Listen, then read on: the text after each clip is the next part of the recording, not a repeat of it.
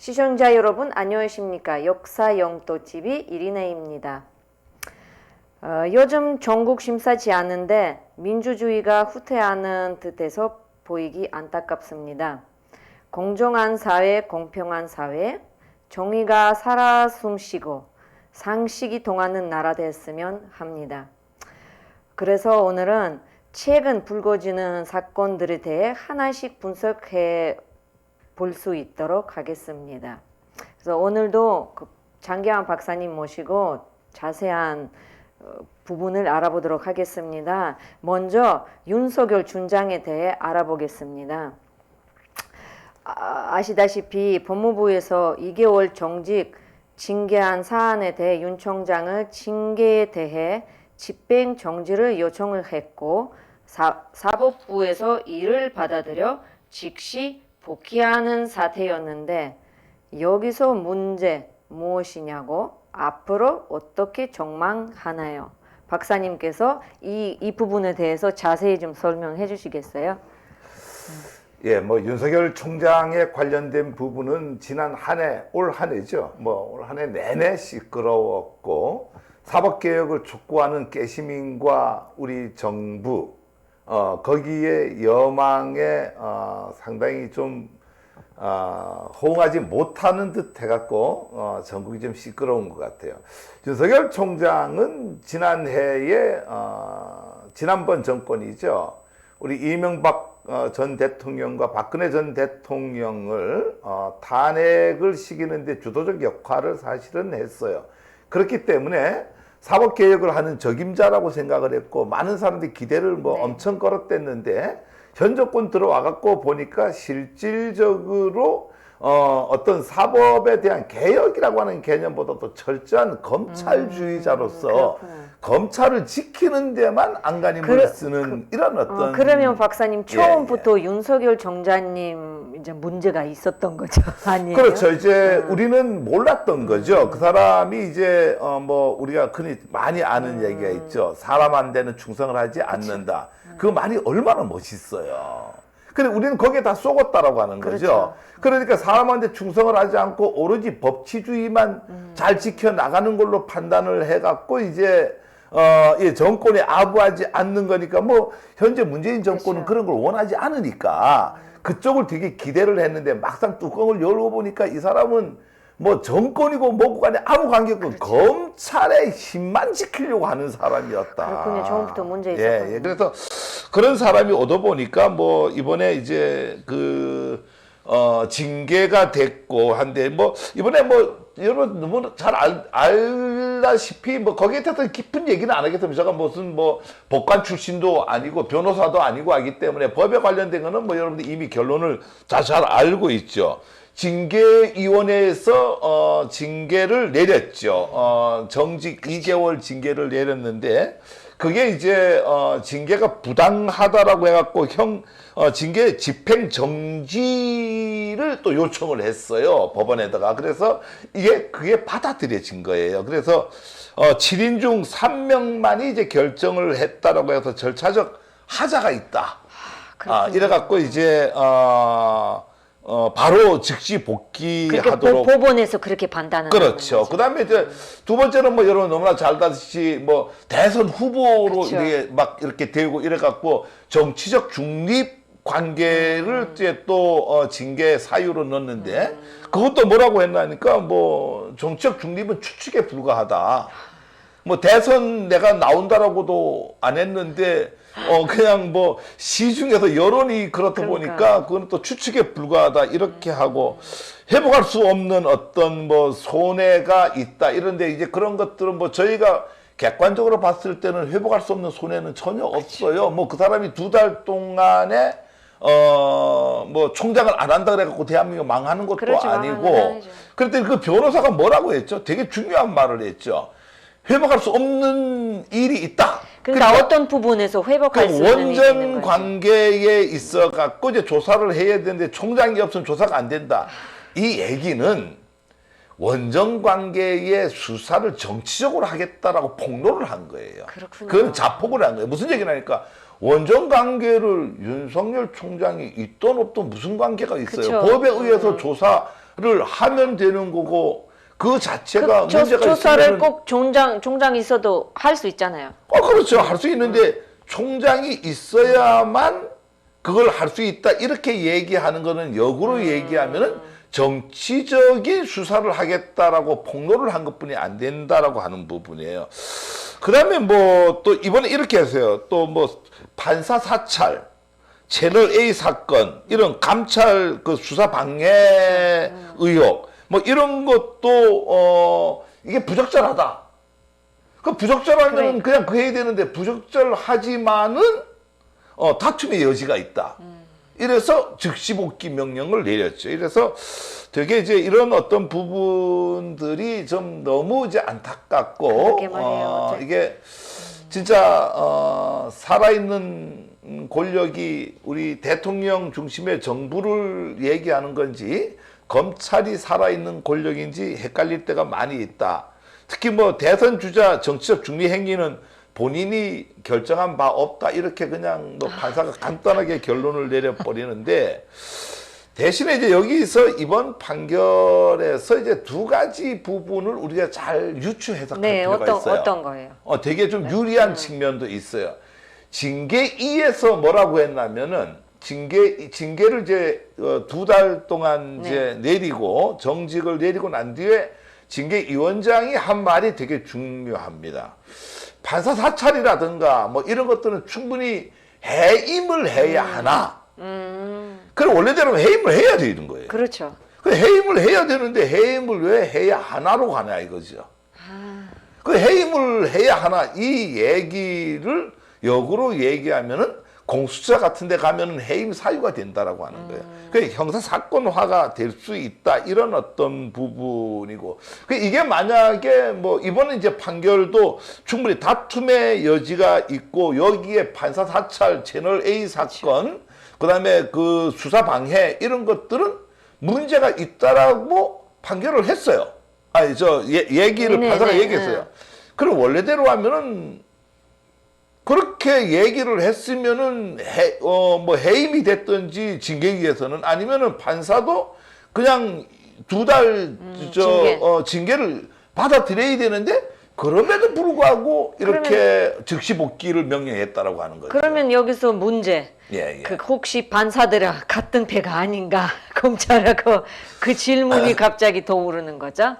예, 맞아요. 그게 이제 뭐냐면 사법 뭐라 해야 되나 쿠데타? 사법 쿠데타 그러니까 즉 두 가지로 해석을 할 수 있는데 그것도 첫 번째로는 이제 판사들 그 사찰 문건이 있다 보니까 판사들이 검사가 무서운 거예요. 그렇죠. 그래서 이제 쫄보 검사가 아니냐 쫄아갖고 그랬다. 두 번째로는 검사나 판사나 둘 다 공수처는 싫은 거예요. 그게 이제 딱 맞아떨어진 거죠.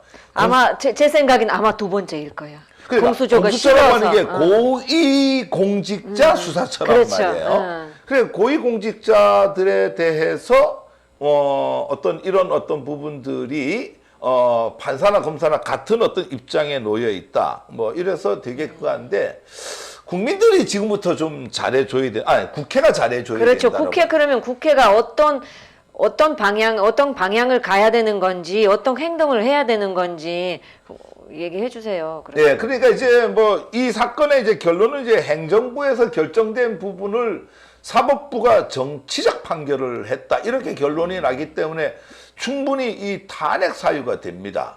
그래서 저는 뭐 이 윤석열 총장에 대해서 탄핵을 좀 했으면 좋겠어요.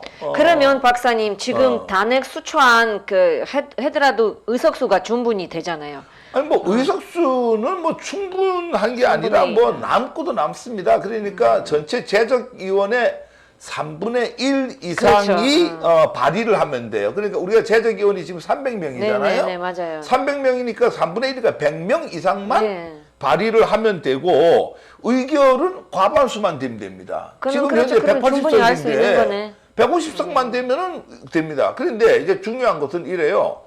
뭐 그렇게 되면은 이제 뭐 결정은 가장 중요한 게 탄핵이 결정이 나면은 즉시 업무를 중단해요. 네, 맞아요. 그렇게 하고 이제 공이 어디로 넘어가게 되냐면은 헌법재판소로 근데 넘어가게 헌법재판소 바로 판결되는 거 아니잖아요. 아니, 시간이 그러니까 뭐 걸리니까 6개월이 그러면 걸리든 1년이 예, 걸리든 임기가 그때까지 끝나잖아요. 못 하니까 네. 임기 끝날 때까지는 아마 그냥 네. 뭐 그런 상태로 업무를 그러면 못 들어가지 이 않겠는가. 상황에서 보면 박사님 그럼 지금 탄핵할 수밖에 없어요.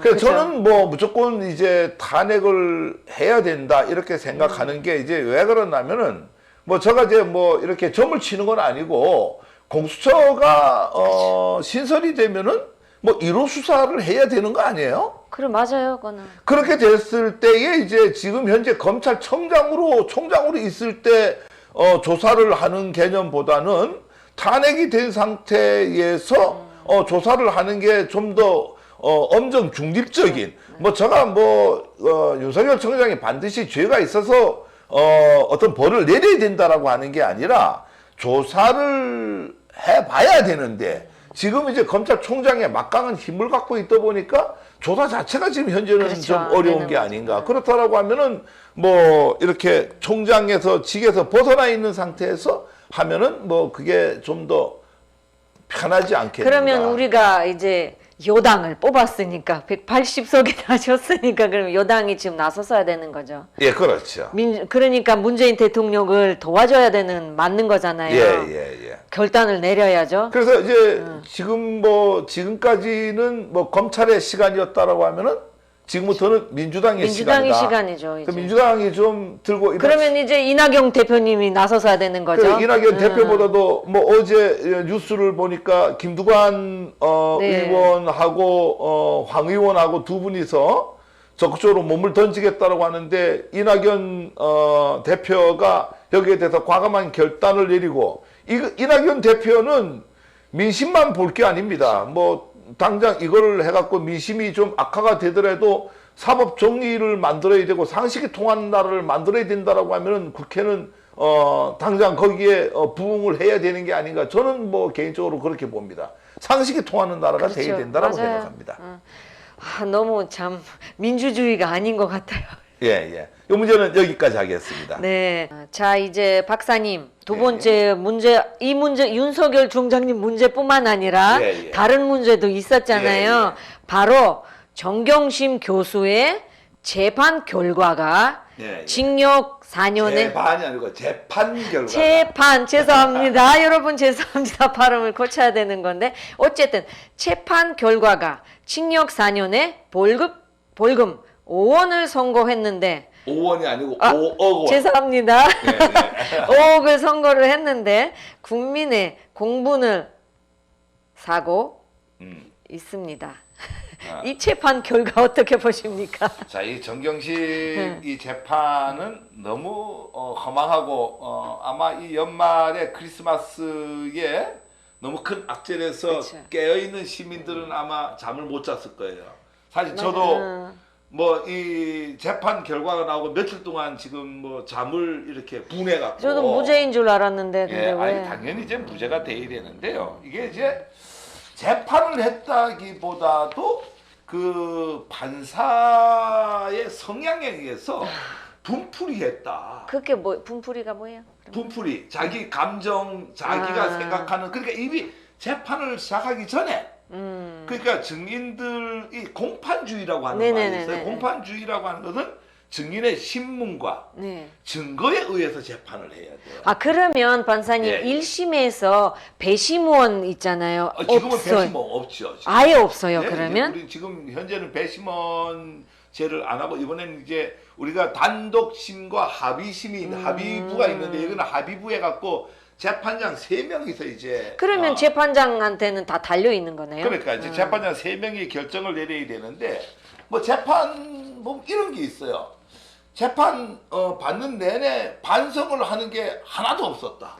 그렇게 아니 무죄를 주장을 하는데 반성을 할 게 뭐가 있어요? 그렇죠. 그러니까 죄가 있을 때 죄를 시인을 하는 부분이 있을 때는 뭐 당연히 이 부분은 제가 잘못했습니다 하고 반성을 하지만은 처음부터 끝까지 무죄를 다 주장을 하는 그렇죠. 거예요. 지금 반성할 게 다 없는데. 반성할 게 없는데 뭐를 반성을 해야 돼? 그래 반성을 안 해, 하나도 없었다라고 해갖고 징역 4년과 벌금 5억 원을 이렇게 때렸는데 재판을 몇 번 했는지 아세요? 몇 번이요? 모르겠어요. 1년 내내 34번을 했어요.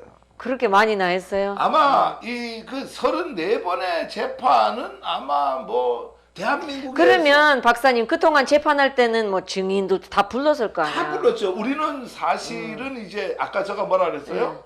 공정하고 공평하고 네. 상식이 통하는 재판. 우리 국민들도 이제는 뭐 대충 알아요. 법에 대해서. 재판의 증인과 증거만 보고 다 무죄라고 생각을 했어요. 그렇죠. 그러니까 이게 허탈하다라고 하는 그러면 결과적으로 보면은 증인들 다 받아들이지 않았었던 거죠, 그러니까 재판에서. 증인들과 증거는 깡그리 무시를 하고 검찰이 내놓고 검찰이 주장한 걸 그대로 그냥 인용을 한 거예요. 그러니까 아까 윤석열 총장도 보고 마찬가지고. 여기도 똑같아요. 예, 그러면 예. 한패 맞잖아요. 딱 한 패라고 하는. 근데 이건 뭐 한 패 정도가 아니고 이거는 뭐 난 이 판사 지금 뭐 이 판사 부분에 여러 가지 지금 뭐 국민 청원도 그쵸. 탄핵에 관련된 맞아요. 청원도 이루어지고 있는데 그 정도로 이 상식에서 벗어난 이 판결이 지금 이루어졌다라고 하는 거예요. 지금 몇 가지만 살펴보면은 크게 이제 이 정경심 재판이라고 하는 건 두 개로 나눠져 있어요. 첫 번째로는 사모펀드. 폰드, 네네. 사모펀드는 이미 그 조범동이 그 재판 때 무죄가 돼버렸어요. 그러니까 거기서 무죄가 돼버리니까 정경심에다 씌울 수가 없는 거예요. 이건 아무리 바보라고 하더라도 그러니까 이거는 무죄라고 했어요. 그러면 이제 하나 남은 게 뭐죠? 입시비리예요. 자, 입시비리라고 하는 게 뭐예요? 지금 표창장을 이조를 했느냐 그쵸. 안 했느냐. 아니 표창장을 설사 이조를 했다라고 하더라도 그게 5억 원을 그렇게 말이야.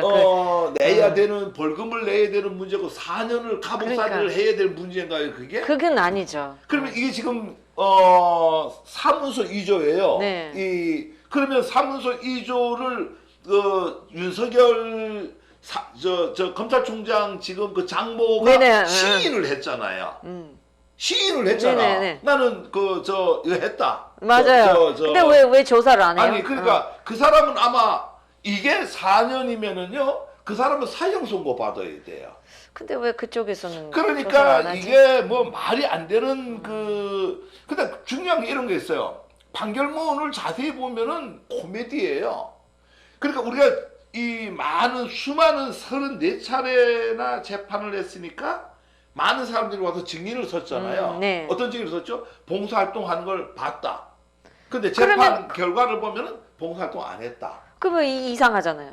아니 그러니까 증거주의와 심리에 의해서 해야 되는데 재판이 아니다라고 하는 거예요. 가장 중요한 게 이런 거예요. 그러면 우리가 이 입시 비리에서 제일 중요한 게 이 표창장을 표창장. 위조를 해갖고 이익을 봤었어야 되잖아요. 이익은 아팠잖아요. 그러니까 부산 의전에 그 입학 담당관이 와갖고 이거 갖고 저 표창장 때문에 여기에 부산 의전에 들어갔느냐 이러니까 뭐라 그랬죠? 안 돼. 블라인드 심사를 하기 때문에 표창장은 안 돼. 하나도 아, 그게 안 돼 있다. 안 돼 있다. 그러니까 하나도 안 됐다라고 영향을 미치지 않았다라고 하는데 그러니까. 판결문에 보면 뭐라고 하니까 표창장을 갖고 영향을 미쳐서 부산 의전에 들어갔기 때문에 그렇구나. 어떤 영향을 미쳤다 이렇게 그러니까 말이 안 되는 얘기예요. 그쵸. 또 가장 중요한 거는 위조가 불가능하다라고 하는 게 모든 전문가들의 얘기예요. 위조가 불가능해요. 그 표창장 자체가 근데 표창장이 위조가 불가능하다라고 하는 거를 다 법원에서 얘기를 다 했어요. 그런데도 그 말은 하나도 안 듣고 위조를 했다라고 결론을 내리고 그걸 갖고 유죄로 해버려. 이렇게 유죄를 냈다. 그거 제가 봤을 때는 판사가 이제 문제네. 항고를 해서 항소심에 가거나 대법원에 가면은 저는 이거는 무조건 무죄가 나온다고 봐요. 근데 그동안은 그동안에 이제 교수님은 4년 감옥에 있어야 동안 되잖아요. 감옥에 있어야 되니까 지금 이제 현재 문제가 그렇죠. 그러니까 이제 이 분한 거예요. 지금 뭐 이렇게 맞아요. 가는데 제가 이름 한번 불러드릴까요? 네. 서울중앙지법 형사합의 25의 2부예요. 여기 누구나 임정엽, 권성수, 김선희, 3명의 부장판사거든요. 이 3인의 법관에 의해서 국민을 대표하는 국회 차원에서 탄핵 소추안을 발의하는 것을 촉구한다고 해갖고 그렇죠. 지금 30만이 사람들이 청와대에게 네. 지금 그 동의를 지금 하고 있는데요. 그러니까 이게 3인의 법관의 양심에 따라 심판해야 한다라고 하는 헌법 103조를 엄중하게 위반을 했다. 이래갖고 이제 깨있는 시민들이 뭐 며칠 만에 지금 30만이 그렇죠. 지금 벌써 이렇게 동의를 했는데 이거는 그냥 넘어가면 안 돼요. 이거는 사법정의라고 하는 것은요. 양심에 따라 안 하고 자기의 이념과 성향, 그다음에 검찰을 도와주겠다. 그렇죠. 공수처가 발생이 되니까 자기도 고위공직자니까 영향을 받는다. 이걸 못하게 해야 된다. 이런 차원에서 이런 판결을 내리는 사람은 엄단을 해야 되고, 이거는 오히려 이렇게 재판한 판사들을 오히려 그쵸. 문제를 좀 만들어 갖고 양심을 속이고, 아까 얘기했잖아요. 상식이 통하는 나라에 우리 살고 있어요. 지금 상식이 안 통하는 거잖아요. 그렇죠, 맞아요. 상식이 안 통해요. 아니 부산 뭐 때문에 그런 의전에서 거죠? 와서 그 표창장은 얘가 입시하는데 어떤 영향을 미치지 않았습니다. 그렇죠. 아니 입시에 미치지 않았습니다 이러는데 판결문에는 영향을 미쳤기 미쳤다. 때문에 죄다.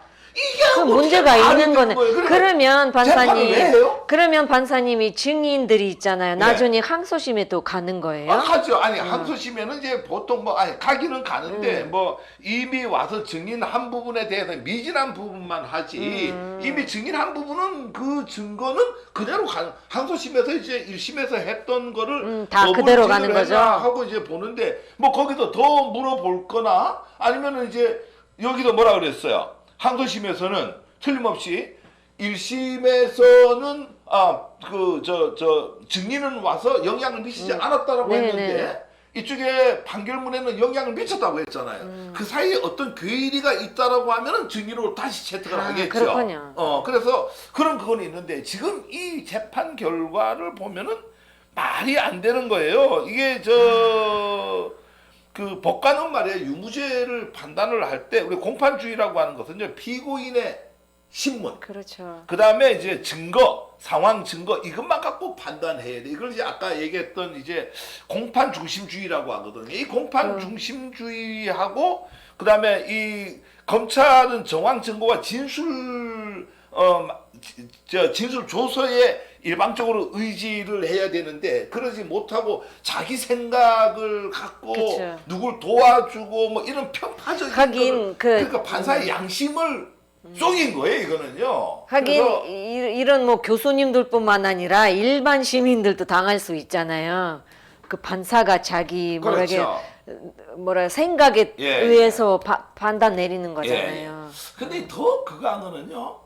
똑같은 입시비리가 나경원 전 의원한테 있었죠. 그 다 무죄잖아요. 14번이나 아예 기각을 했잖아요. 14번을 고소했는데 연말이 되니까 무슨 이 무죄 대방출 그러니까. 이런 식으로 이게 이제 이 검찰이 요전에 이제 제가 한번 얘기했는데 검찰이 가장 무서운 무기가 뭐냐면은 죄 없는 유시민 같은 네네. 죄 없는 사람을 갖다가 가두기도 하지만은 더 중요한 거는 진짜 죄 있는 사람을 납두는 거예요. 기소를 안 안 하는 함으로써 거예요. 그게 훨씬 더 무서운 게 지금 이게 이런 그쵸. 거예요. 그러면은 이건 무혐의 처리를 했거든요. 그냥 무혐의. 재판도 안 했어요. 그러니까 무죄도 근데 아니고 이거를 무혐의. 기소를 하게 되면은 재판을 통해서 그쵸. 이게 이제 나경원 그 입시비리라든가 우리가 논문 조작이라든가 논문 네. 1번, 4번 저자 이런 얘기 나왔잖아요. 그걸 재판을 통해서 가려봐야 되는데 재판도 안 하도록 그냥 무혐의. 검찰청 자체에서 무혐의로 끝내버린 거예요. 그러니까 검찰이 재판을 한 거예요. 그렇죠. 오히려 검찰 재판하면 안 되잖아요. 안 되죠. 그냥 무혐의를 줌으로써 이게 지금 말이 안 되는 이런 어떤 무혐의 불기소. 검사가 재판을 했다 이런 얘기가 이제 바로 이렇게 나타나는 건데 이런 어떤 상식이 안 통하는 대한민국에서 우리가 안타깝다. 살고 있다라는 게 너무 슬퍼요. 저도 안타까워요, 예, 박사님. 막 왠지 너무 아세요? 슬프고 안타까워 갖고 정말 잠을 못 이룰 지경입니다. 저는 잠을 잤는데 어쨌든 민주주의 나라인 줄 알았는데 민주주의 나라가 아니네요. 아직까지. 아직 멀어요. 그럼 한 가지만 물어볼게요. 지금 이 두 가지 이 사건에 대해서 러시아의 생각은 어때요? 러시아 시각에서 이렇게 본다라고 하면은요. 저 러시아 시각에서 보면은 민주주의가 아니에요. 아, 권력주의라고 얘기해야 되나요? 그렇죠. 나는 권력 있으면 그거 예. 남용하는 거죠. 예. 왜냐면 러시아에서도 경찰 권력이나 검찰 권력이 엄청 커요. 그죠? 예. 예. 민주주의가 아니에요. 예, 우리는 지금까지 안 그랬는데 지금 그러니까, 와갖고 보니까 우리도 이 러시아보다 좀 더한 게 아닌가. 더 한 것 같아요. 예, 이게 검찰주의. 예. 그러니까 우리가 인치에 의한 어떤 왜 그러냐면은 왜냐면 러시아는 처음부터 뭐 사회주의 있었잖아요. 우리는 예, 익숙해졌지만 예. 한국은 민주주의잖아요. 지금 예, 이런 예. 사태가 벌어졌으니까 예. 국민들이 어떻게 해야 될지 모르는 거예요. 그렇죠. 예. 이게 지금 뭐 너무 지금 말이 안 돼갖고 네. 하여튼 저는 지금 이 두 사건 때문에 뭐 제가 크게 애국자도 아닌데 상식이 안 통하는 나라에 산다라고 하는 어떤 이런 개념에서 너무 화가 그러면 났습니다. 우리 어떻게 해야 되나요? 지금 깨어 있는 시민들 어떻게 해야 되는 건지. 예, 그게 가장 중요하죠. 그렇죠. 이제는 그냥 말 그대로 네. 민주당의 시간입니다. 이거는 해결할 수 있는 부분이 민주당뿐이 없는데 가장 중요한 것은 뭐 최근 뭐 뉴스를 보면은 갑자기 요즘에 정의당 맞아. 탈당 사건과 더불어서 네. 민주당 입당 사건이 있어요. 네. 재미있는 현상이죠. 네, 재밌는 이게 정의당 탈당 사건을 원하니까 정의당이 워낙 요즘 뻘짓을 좀 그쵸. 많이 하다 보니까 진보 세력이 너무 상식이 안 통하는 정당이다 보니까 정의당에서 전부 탈당을 하고 민주당에 입당하는 이 러시 사태가 일어나는데 이건 왜 그러나 깨어있는 시민들이 민주당의 시간이다. 민주당뿐이 이걸 해결할 수 없다 해갖고 민주당에 막 입당을 합니다. 여러분 민주당이 입당을 해야 됩니다. 민주당이 좋고 싫고 하고 아무 문제 없습니다. 저도 민주당에 탈당을 사실은 했댔는데 요거 끝나고 바로 저 다시 입당호서 다시 낼 겁니다. 저는 민주당 당원이에요. 예, 민주당 입당을 해갖고 민주당의 시간이기 때문에 민주당이 여론의 힘을 밀어줘야 그쵸, 됩니다. 왜 밀어줘야 밀어줘야 돼요. 되냐면은 가장 중요한 게 윤석열 아까 탄핵 문제입니다. 아까 윤석열이 탄핵은 뭐 우리가 제적위원회 3분의 1 이상이 동의를 해갖고 발의를 하고 그다음에 결론을 의결은 과반수만 의결을 하면은 되는 거예요. 그러니까 우리 입장에서는 지금 그 김두관 의원이 앞에 총대를 메고 탄핵에 나가겠습니다는 그 여론을 우리가 밀어줘야 된다고 그렇죠, 하는 거예요. 밀어줘야 그러니까 열렬하게 이게 민주당에 막 이 붐이 일어나갖고 국회에서 도저히 국민 여망을 우리가 받아들여야 되겠다라고 결정을 내려갖고 옛날에 박근혜 대통령 그렇죠. 탄핵하듯이 탄핵할지. 그런 어떤 분위기가 되기 때문에 민주당에 입당을 해야 되고 윤석열은 반드시 탄핵을 해야 되고요. 정경심 교수 재판장 아까 3명 이름 한 번 더 불러줄까요? 제가 너무 화가 나갔고요. 이 이름은 꼭 기억하세요. 임정엽, 권성수, 김선희 3명의 부장판사도 이 탄핵 소추를 해야 된다라고 생각을 합니다. 그래서 재판장들도 탄핵할 수 있어요? 할 수 있어요. 아, 그것도 국회 통해서. 예, 그거 국회에서요. 그러면은 재판장에서 떨려나는 거예요. 왜 그럼 이거는 충분히 탄핵 사유가 돼요. 무슨 얘기나니까 103조에 보면은 양심에 따라서 해야 되는데 이 사람은 양심을 저버리고 상식이 안 통하는 재판을 했잖아요. 맞아요. 자기의 어떤 그 이념과 사상, 검찰에 한패되겠다라고 공수처를 반대한다라고 하는 이런 어떤 측면에서 양심에 따라서 한 게 아닌 게 너무나 확연하게 증거로서 나타나기 때문에 이거는 아까 얘기했잖아요. 공판 중심주의에서 완전히 벗어났어요. 그쵸. 아까 제가 뭐라 그랬어요? 가장 중요한 한 가지만 예를 들어보면 돼요. 부산 의전원에서 뭐라고 했냐면은 우리는 그 표창장이 얘가 입학하는데 없다. 영향이 없다 이러는데 판결문에는 영향이 있다. 이게 뭐예요 도대체? 장난도 아니고. 자기가 뭐 생각대로 했지. 그래서 그런 그게 있고 그다음에 이번에 이제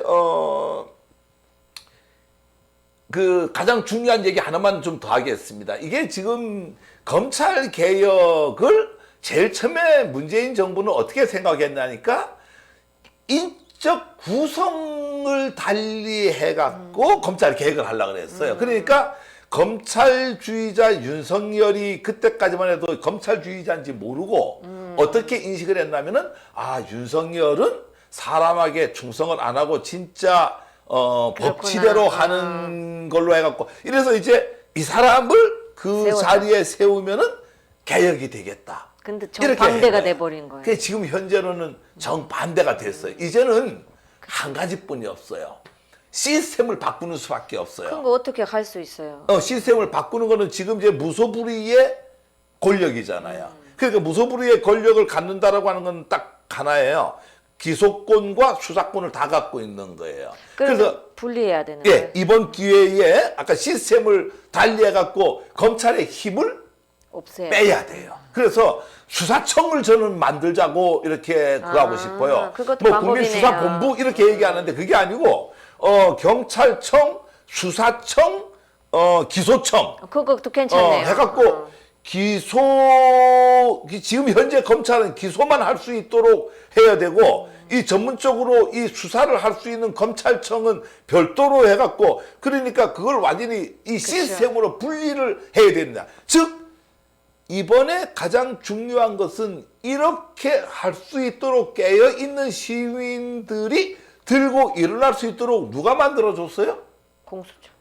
윤석열이가 만들어준 거예요. 윤석열보다도 윤석열의 이 원인을 제공했고 이 두의 재판장 그러니까 그렇죠. 즉시 복귀를 할 수 있는 어떤 재판장과 정경심 재판장들을 보면서 깨어있는 시민들이 이대로는 안 되는구나. 수사청과 그렇죠. 기소청을 나눠야 되고 검찰의 힘을 빼야 되고 공수처가 진짜 나서서 이 정의 사회를 바로 잡아야 되겠다. 상식이 통한 나라를 만들어야 그러니까 되겠다. 어쨌든 시민들이 비교해야 되는 거죠. 그렇죠. 하는 상황은. 예, 이래서 이제 그런 것들이 결국 이 사태를 마무리 지을 수 있지 않느냐. 그런 측면에서 본다라고 하면은 그 그쵸. 3인의 판사님 감사하고 윤석열 총장님 감사합니다.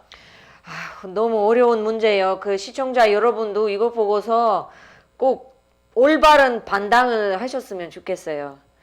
무조건 100% 언론에다가 믿지 말고요. 왜냐면 네네. 언론도 문제가 솔직히 많으니까.